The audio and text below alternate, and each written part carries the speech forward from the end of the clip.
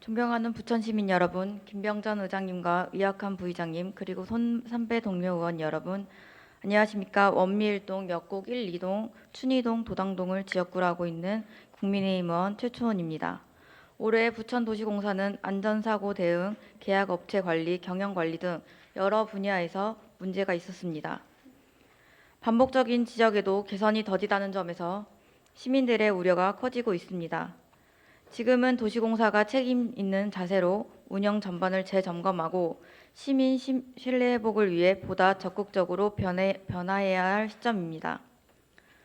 오늘 저는 부천도시공사 내부 운영과 관련해 몇 가지 우려되는 사항을 말씀드리고 이에 대한 집행부의 관심을 요청드리고자 이 자리에 섰습니다. 먼저 도시공사의 장애인 고용 촉진 제도 이행 현황을 살펴보면 몇 가지 우려되는 지점이 있습니다. 장애인 고용법은 지방 공기업의 장애인 고용 의무와 장애인 표준 사업장 생산품 우선 구매 의무를 부과하고 있습니다. 부천도시공사는 최근 3년간 의무 고용률을 달성해 왔으나 최근 들어 장애인 고용률이 오히려 낮아지고 있다는 점은 우려되는 부분입니다. 2023년 4.48%였던 고용률은 올해 3.89%로 감소하였습니다. 상시 근로자 수가 증가함에도 장애인 근로자 수 증가가 이에 미치지 못한 것으로 보이며 지속적인 고용 확대 노력이 필요한 상황입니다.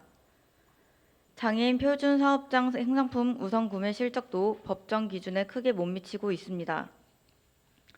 도시공사는 물품 용역에 관한 계약을 체결하는 경우 총 구매액의 0.8% 이상을 장애인 표준 사업장 생산품으로 구매해야 하지만 올해 구매 비율은 약 0.15%로 금액으로는 2,500만 원에 그쳤습니다. 이는 전국 지방 공기업 평균 구매 비율 1.4%에 한참 못 미치는 수준이며 구매 비율 기준으로 경기도 소재 35개 지방 공기업 중 32위에 해당됩니다.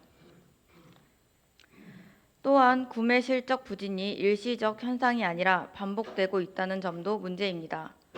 2022년 0.49%에 불과했던 구매 비율은 2023년 2.11%까지 개선되었으나 올해 다시 0.15%로 크게 떨어졌습니다.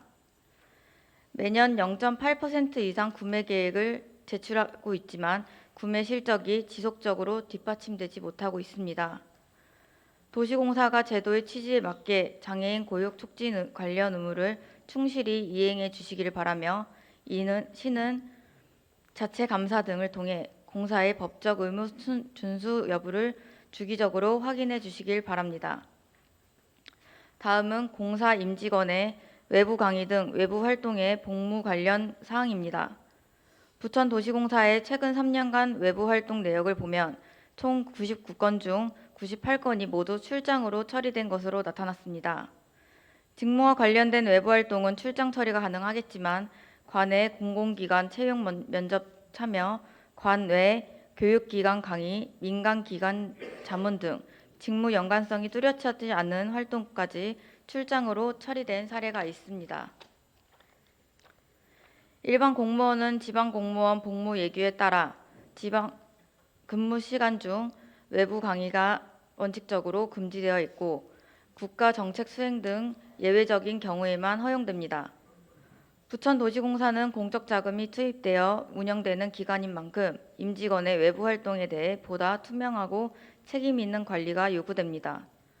외부 활동에 따라 최대 60만 원의 사례금이 지급되고 있는 경우에도 있어 근무 시간 중 개인의 수익 창출을 위한 외부 활동이 출장으로 처리되지 않도록 기준 정비가 필요합니다.